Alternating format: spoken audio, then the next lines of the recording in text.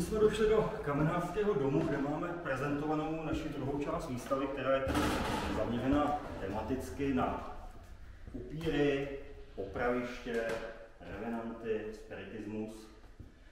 A dovolil bych si tedy předat slovo Jirkovi Sajtovi, který vás provede dějinami útrpného práva tady v tom našem regionu.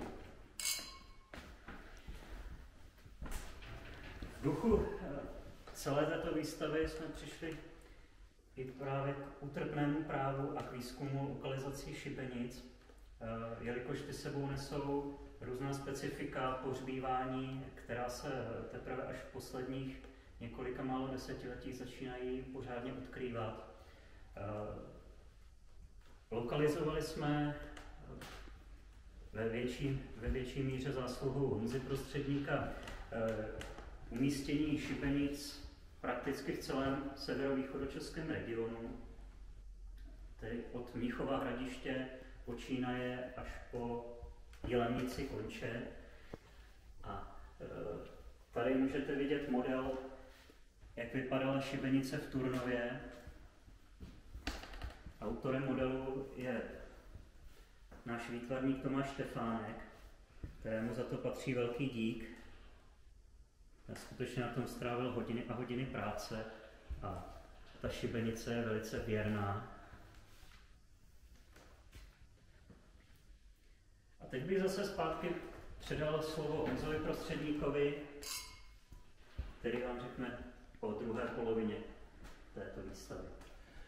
Druhá polovina výstavy je věnovaná upírům, vampírům, ale ještě než se k ním dostaneme, tak se podíváme do posledních dvou vitrín, kde máme prezentované exponáty, které souvisejí s útrpným právem. Pojďme se na ně podívat. Máme tady naprostý unikát, kterým je toto hloukoťové lámací kolo, kterým byly odsouzenému lámány nejprve končetiny, nejprve dolní, potom horní, a ta poslední zlatá rána šla tomu odsouzenému na krk. Tento exponát vlastní město Slavonice a za normálních okolností ho má vystavené ve svém muzeu. A díky tomu, že muzea jsou prostě zavřená, tak nám ho mohli zapůjčit. V té druhé vitríně máme potom takzvaný justiční meč a popravčí meč. Justiční meč nám zapůjčili kolegové z Českodubského muzea. To je takový meč, který byl přítomen v soudní síni při vynášení hrdelního rozsudku. Ten druhý meč je opravdu popravčí a je z Jičína. Kolegům jičínským také tímto děkuji. A to, že je popravčí, není jenom podle habitu toho předmětu, ale i podle rytiny lámacího kola, která je spodobněna na čepeli tohoto meče. Tak a nyní se dostáváme k dalším antropologickým nálezům. Máme tady modely nebo části zrekonstruovaných kosterních pozůstatků, kde máme spodobněnou běžným způsobem odpadlou hlavu a potom hlavu odseklou. Díky tomu, že se v posledních několika letech antropologové více dostávají na archeologické výzkumy, tak nám z archeologického kontextu trošku mizí upíři. Protože to, že je v hrobě do strany odsunutá hlava, ještě neznamená, že ta hlava byla tomu človíčkovi za života nebo po smrti odstržená nebo odseknutá. To se totiž stane běžným procesem, který v tom hrobě probíhá. Jsou to tzv. Tafonomické procesy a ta hlava se po rozvolnění odhnití vazů prostě sama odkulí. V případě, že ji ten nebožtík má uloženou v pánvi jako tady, tak tam se asi neodkulí, to je opravdu ta hlava skutečně odseknutá. Opět jde o exponáty, které nám instalovali kolegové z antropologického oddělení Národního muzea v Praze, konkrétně kolega Kuželka ve spolupráci s kolegou Janem Cvrčkem.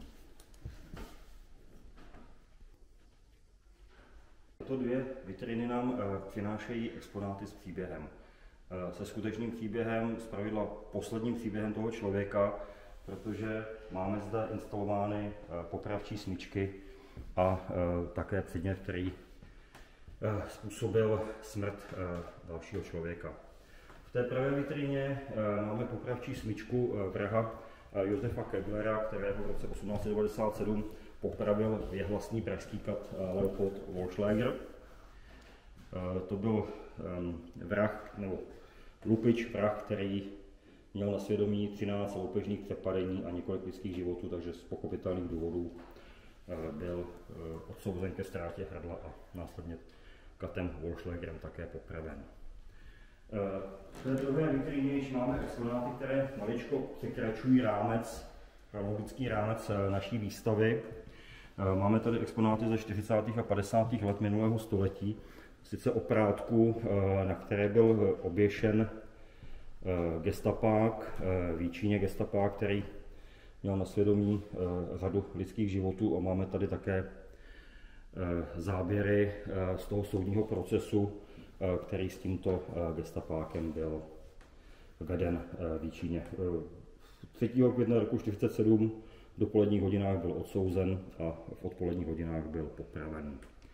A o patro výše v té vitríně máme exponáty, které se váží k 50. letům minulého století, konkrétně k době krátce po měnové reformě, po červnu roku 1953. Máme tady smyčku sebevraha a břitvu sebevraha, které evidentně s touto měnovou reformou prostě souvisely.